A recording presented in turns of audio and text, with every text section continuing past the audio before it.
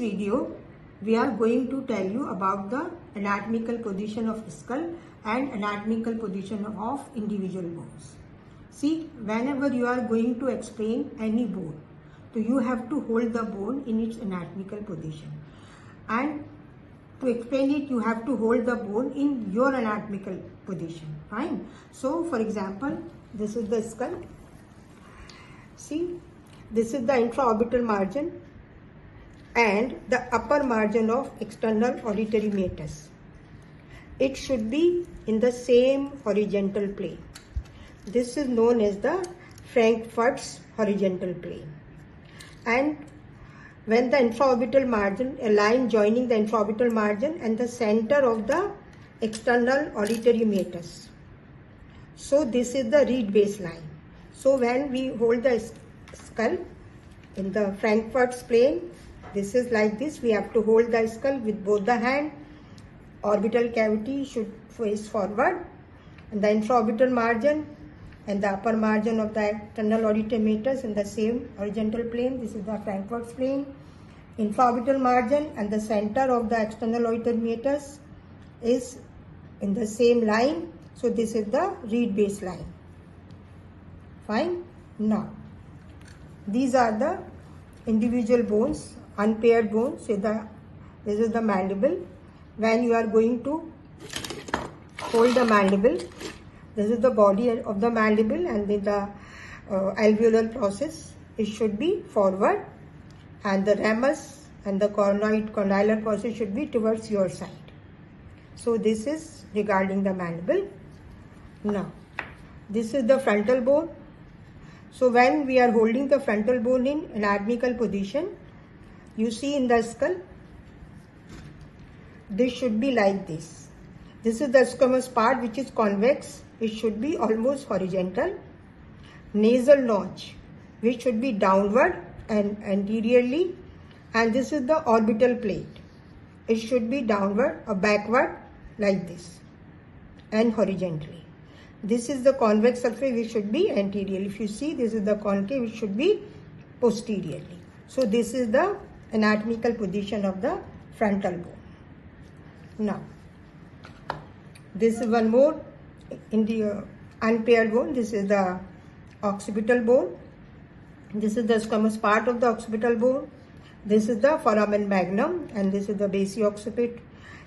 The concavity of the squamous part should be anteriorly, like this. So, if you see the occipital bone in the skull, it is like this. Fine. So you have to hold this bone like this. Okay. Now, this is one more individual unpaired bone. This is the sphenoid bone. You see, this is the superior surface. There is a depression in the body of the sphenoid, which is known as the hypophyseal fossa. This is for the pituitary. It should be on the superior side. When you see, these are the lesser wing. They should face anteriorly. These are the greater wing on the lateral side. The important thing, these are the pterygoid processes. It should be downward. So it's a butterfly-like bone. You have to hold it like this. Because these are the unpaired bones, you can hold it in any hand, right or left. So this is the anatomical position. The pterygoid process should face downward. And this is the lesser wing, which should be anteriorly. Fine. So this is the one more, again, unpaired bone. And this is the vault of the skull. So this convexity should be upward. You can see the coronal suture, sagittal suture, and we see on the inner aspect, this is concavity, and see the vascular impressions. It is like this. Okay. Now, when we discuss about the paired bones, these are the maxilla, right and left maxilla. Fine. So this is the right maxilla. I have to hold it in my right hand because this is right maxilla and this is the left. So we are holding it in the left hand. So how will you identify the anatomical position? See, this is the anterior surface is smooth, and this is the alveolar process in which incisors anteriorly and the molars should be posteriorly, and there is a notch which is also anteriorly or facing medially. This is the nasal notch. Frontal process which should be upward.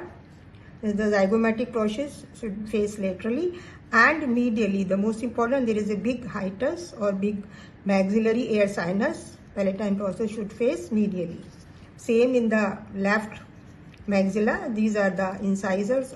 So lower alveolar process, incisor should be anteriorly, molar should be posteriorly, frontal process should face upward, zygomatic process should face laterally, and medially there is a palatine process and the opening for the maxillary hiatus. You see, so this is the right and left maxilla. Now come to the temporal bone. Again, temporal bone is again paired bone. This is the left temporal bone. I am holding it in my left. Now same with the right temporal bone. You have to hold the right temporal bone like this in your right hand. Squamous part should be upward. This is the petrous part facing medially, and zygomatic process should face anteriorly. And you see, external auditory meatus should face laterally, mastoid process posteriorly, and inferiorly there is a small styloid process, and the fossa, mandibular fossa, should face inferiorly like this. Fine, so it belongs to the right side. You have to hold it like this, and this is the left one and this is the right one. Fine. Now come to the parietal bone.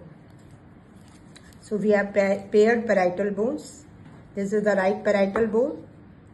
The convexity and the smooth surface, it should face laterally. Concavity and the surface showing the number of vascular impressions should face medially. The upper border is straight, the lower border is concave, and this is the anterior-inferior angle which has a vascular marking, and the posterior-inferior angle, it has a marking for the sigmoid sinus. Same with the left parietal bone. Convexity outer side or lateral side, concavity inner side, and the anterior-inferior angle, the vascular markings, and posterior-inferior angle, it has a marking for the sigmoid sinus. So this belongs to the left parietal bone. I am holding it in the left hand. You have to hold it like this, and this is the, you have to hold it like this, slightly come, you see, in the step like this. So you have to hold it like this, not like this. It is like this. Fine. Now come to the zygomatic bone. We have two zygomatic bone, paired bone, right and left. So this is the right zygomatic bone. The smooth surface should be anteriorly. This is the frontal process of the zygomatic bone. This is the maxillary margin, and this is the temporal process of zygomatic bone. So smooth surface should be anteriorly. It belongs to my right side. When we see posteriorly, this is the rough surface. And you see there is a foramina, zygomatico-facial. So it should be anteriorly. And there is a foramina, zygomatico-temporal. It should be on the posterior aspect. So this is the right zygomatic, and this is the left zygomatic.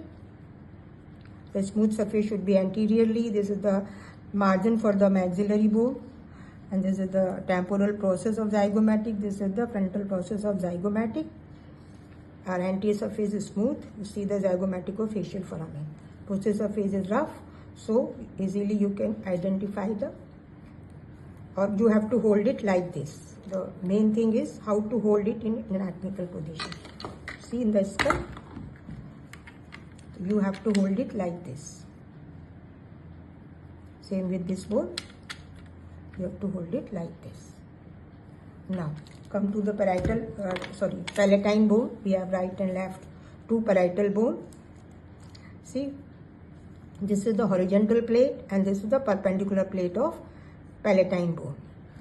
The perpendicular plate, this horizontal plate should be medially.